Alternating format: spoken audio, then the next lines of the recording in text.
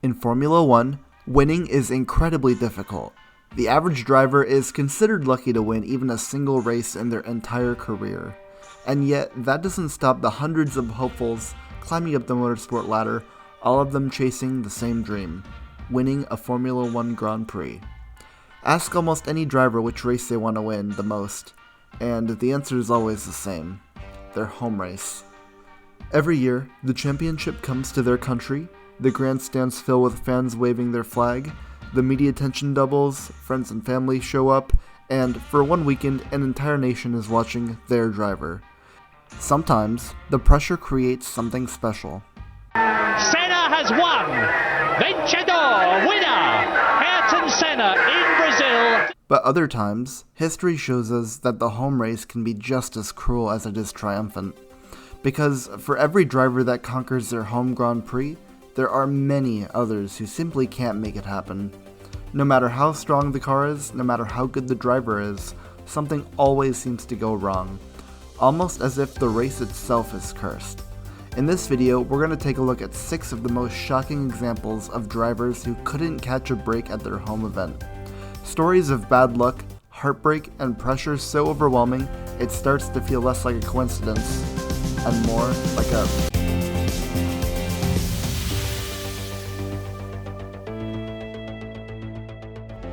Everything about Monaco says there shouldn't be a race here. Here come the lights of one of the great tests in all of sport!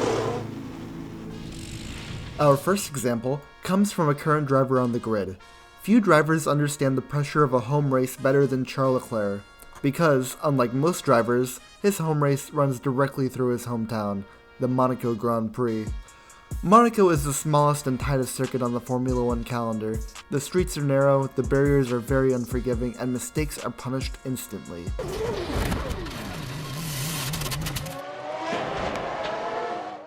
Overtaking is practically impossible, meaning qualifying usually decides the race here. For American fans, that often means waking up early, only to fall back asleep halfway through. Despite the circuit's difficulty, Charles initially seemed to take to Monaco well. In 2017, racing in Formula 2, Leclerc took pole position for the feature race. Instead of a dream weekend, he retired on lap 1 with suspension damage. He also retired from the sprint race with electrical issues. Despite this, Leclerc went on to win the Formula 2 championship and earned a promotion to Sauber the following year. His debut season also made history as he became the first Monaco-based driver in Formula 1 since Louis Chiron in 1951. So, how did his first Monaco Grand Prix go? Well, not great. Late into the race, a brake failure sent Leclerc into the back of a Toro Rosso in the form of Brendan Hartley and into the barriers. What is Leclerc's problem? And is Leclerc actually going to go for it here? And he can't stop! His pride was bruised, but the next year brought new hope, because in 2019, Leclerc returned to Monaco driving for Scuderia Ferrari, the team that he had dreamed of racing for his entire career, and now he finally had a chance to win the race for his dream team. But there was one detail he may have overlooked: Ferrari's strategy. I have the seat full of water, like full of water. Must be the water. Leclerc looked to be safe in Q1, but Ferrari chose not to send him out again to save tires. Naturally, the track improved, and Leclerc was subsequently knocked out of Q1 and would start in 15th. On a circuit where overtaking is about as rare as a cautious Pastor Maldonado, he was screwed. He tried to fight his way through the field, and, well, this happened. Charles Leclerc's gone for it again. This time he tangles with the Renault. The Ferrari spun by itself. I don't know if he's tapped the barrier on the inside. The next 2 years somehow got worse. In 2021 and 2022, Leclerc qualified on the pole at Monaco, but failed to win either race. In qualifying in 2021, he crashed after securing pole position. Ferrari repaired the car overnight, but on the formation lap, the car broke. Then came 2022. Leclerc started on pole again, but Ferrari called him into the pits at the same time as teammate Carlos Sainz ahead of him, resulting in this debacle. Stay out! Fuck! Why? Multifunction tire, position 5. Multifunction tire, position 5. The accidental double stack delayed his stop and cost him track position. And at Monaco, that is pretty much the end of your race. Leclerc finished 4th, which was the first time he finished, but victory slipped away. 2023 brought little improvement, and by now the Monaco curse felt permanent. But sometimes, a curse can be broken.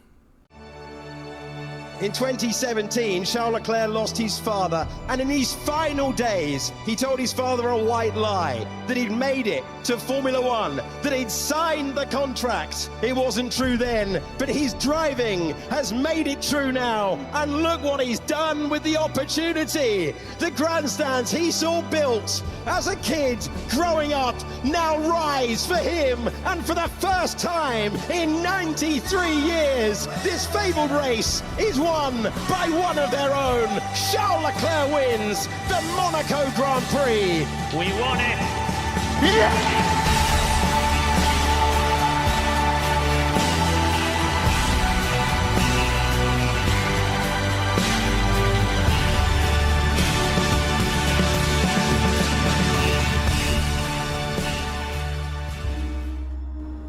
In 2024, Charles Leclerc finally won his home race, but most drivers aren't that lucky, and for many of them, the curse never ends.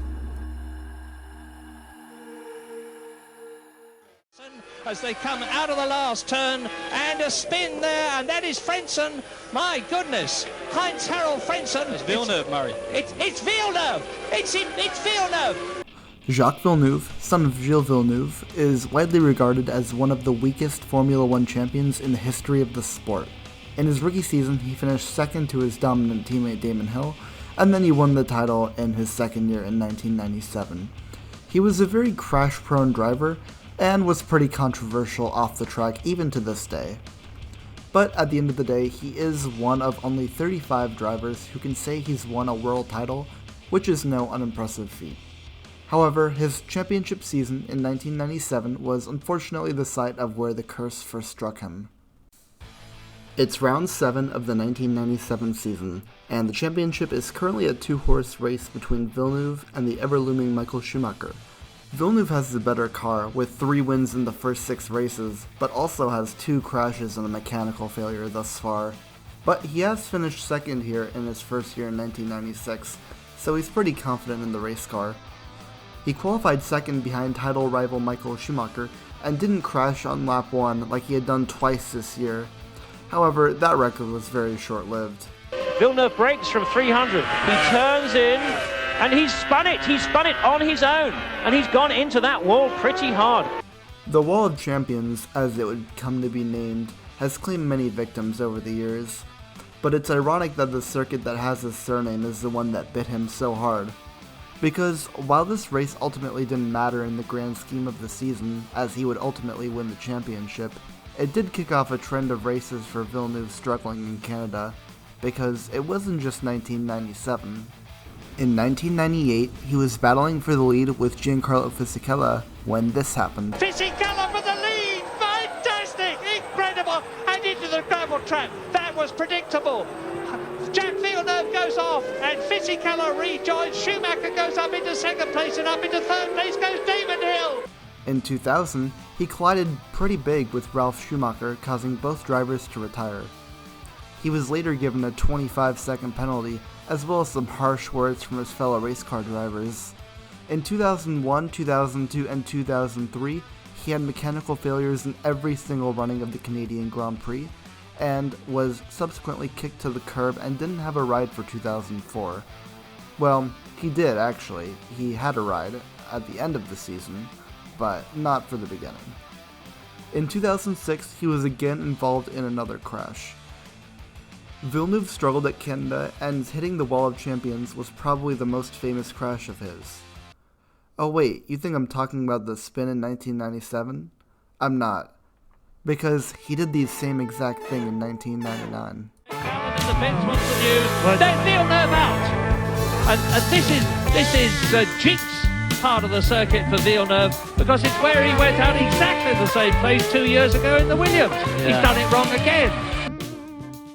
While Canadians such as himself have struggled at the Canadian Grand Prix, it's nothing compared to the struggles of the Australian drivers.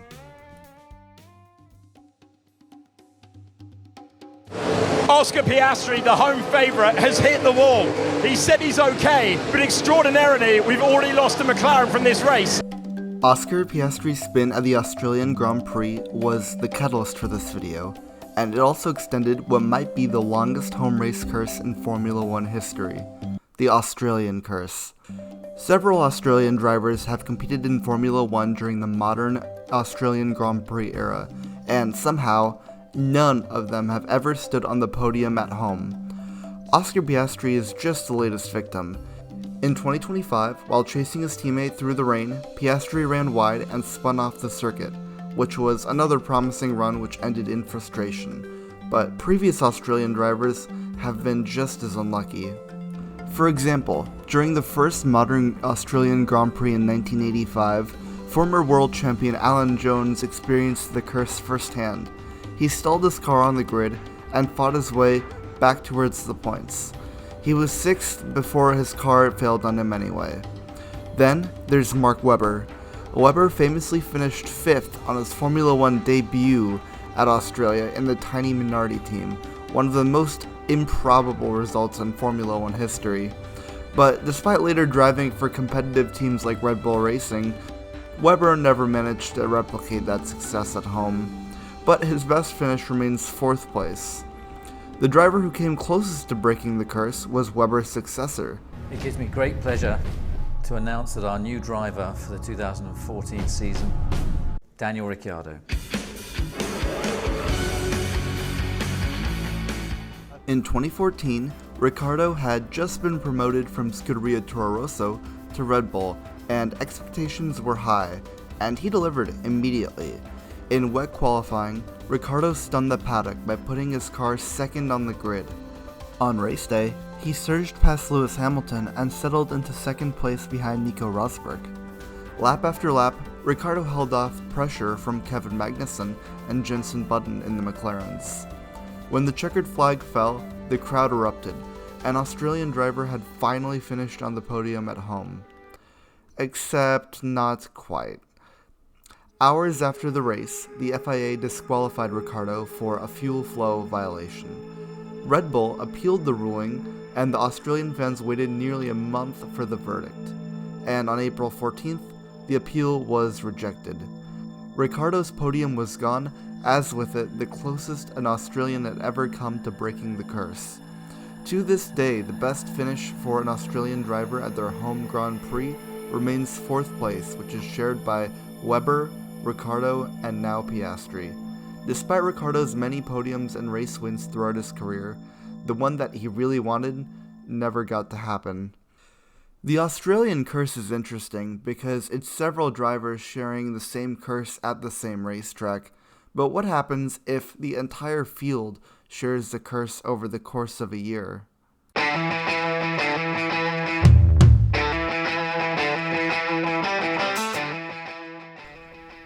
The 2018 season was a solid season that saw a semi-title fight for the first half of it, but what many people may not remember are the number of competitors who struggled at their home tracks. We already talked about Charles Leclerc's Monaco disaster, where his race ended after contact from Brendan Hartley. That would also be the same Toro Rosso who would later help hand Lance Stroll a DNF at his home race in Canada. Then, there was Sergio Perez, retiring from his home race at the Mexican Grand Prix. Meanwhile, in Belgium, Stoffel Van Dorn endured a miserable weekend, starting last and finishing last at his home race during one of McLaren's many low points in the 2010s. But the most chaotic home race moment of the season came in France. Yes, the French Grand Prix. I know, it's probably the first and last time you'll hear that sentence. A messy opening lap triggered several incidents, including contact between the two French drivers of Pierre Gasly and Esteban Ocon. Both retired from their home race within the first lap. Even Lewis Hamilton wasn't immune. At the British Grand Prix, he spun after contact with Kimi Räikkönen. They head down towards Village. Vettel from Bottas and Hamilton. Hamilton's gone round and he's clashed, and Kimi Räikkönen involved as well. Hamilton managed to recover and finished second. But his title rival wasn't so lucky. Heading into the German Grand Prix, Sebastian Vettel led the championship by 8 points.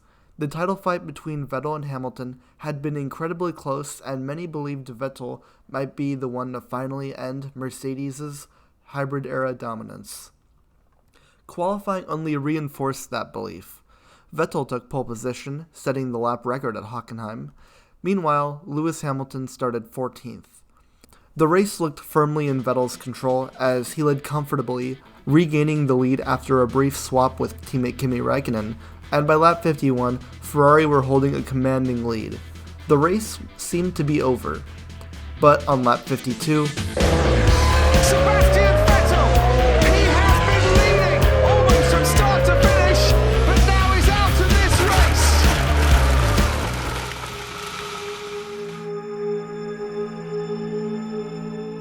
Vettel slid into the barriers while leading his home Grand Prix.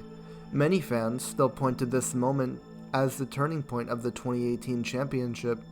Vettel would lose the title later that year and never seriously challenge for another one.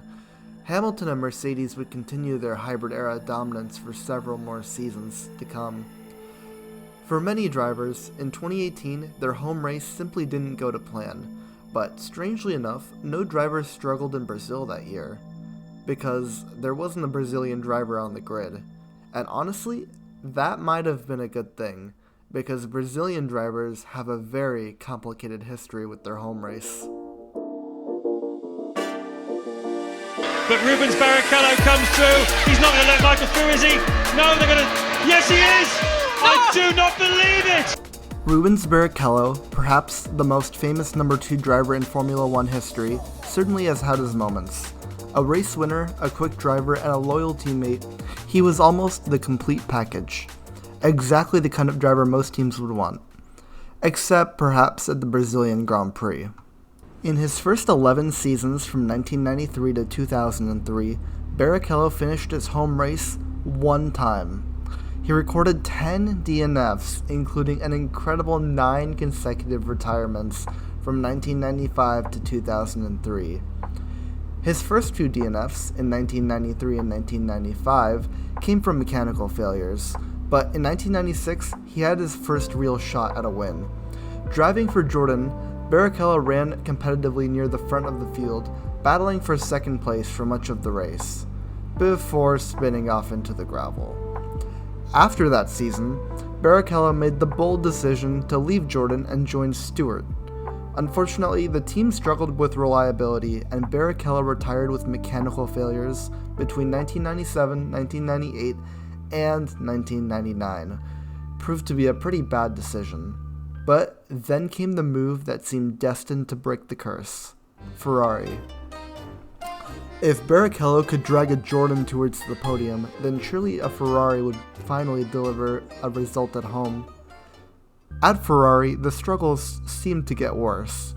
In 2000, Barrichello ran in the top 3 before retiring with smoke pouring from the car. In 2001, he collided with Ralf Schumacher and retired. Then came 2002. Starting 8th on the grid, Barrichello stormed his way through the field in just 14 laps and took the lead of the race.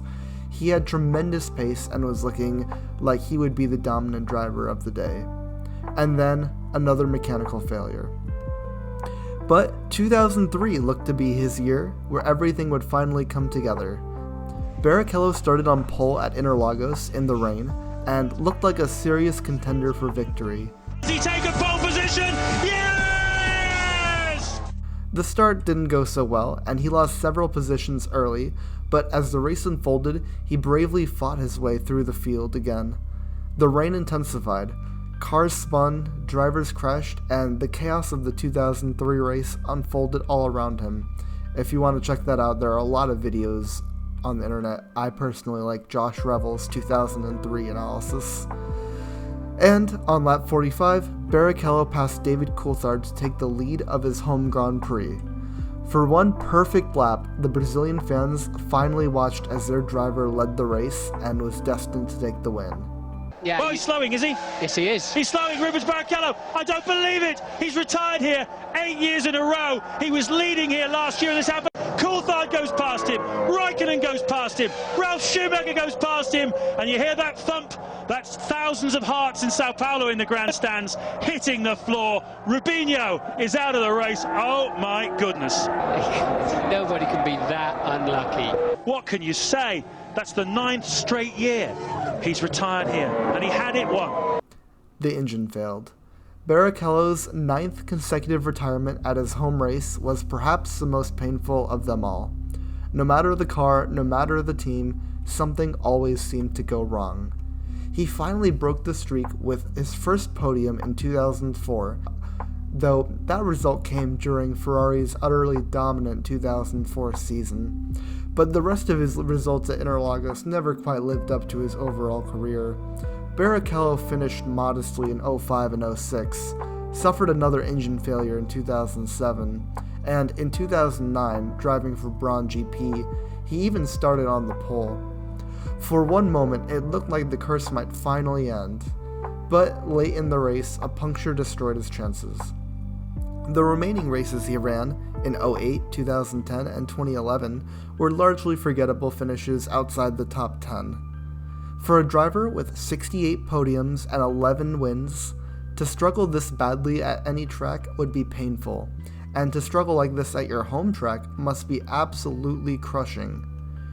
But even Barrichello's misfortune isn't the most heartbreaking Brazilian home race story, because the final driver on this list wasn't cursed with retirements. His tragedy came from something much worse: timing. Massa wins the Brazilian Grand Prix. He comes across the start-finish line now, and he thoroughly deserves it. An absolutely brilliant performance. It's not a stretch to say that Felipe Massa was good at Interlagos, because he was very good at Interlagos, and Interlagos was his symphony. Born in Sao Paulo, his first memories were of the track, of the racing that took place there. He loved racing and dreaming about racing at Interlagos. When he was 18, all the money he had saved up he used to compete in 6 races in Formula Renault, and he won. A lot. This attracted the attention of one Jean Tott. Yes, Ferrari called him and told him if he won Formula 3000, there would be a Ferrari contract waiting for him. So naturally in 2001, he went out and won Formula 3000, and signed for Sauber, which was a Ferrari-backed team. His first year at Interlagos in 2002 was met with a shunt with Mark Webber, and the next 2 seasons with Sauber were okay but lackluster. 2006 was when things really began to change. Ferrari made the call and brought him up to the big leagues. It took him a bit to get adjusted, but he scored his first win at Turkey late that year, and in the final race at Interlagos, he achieved one of his biggest dreams: winning a home race in front of his fans.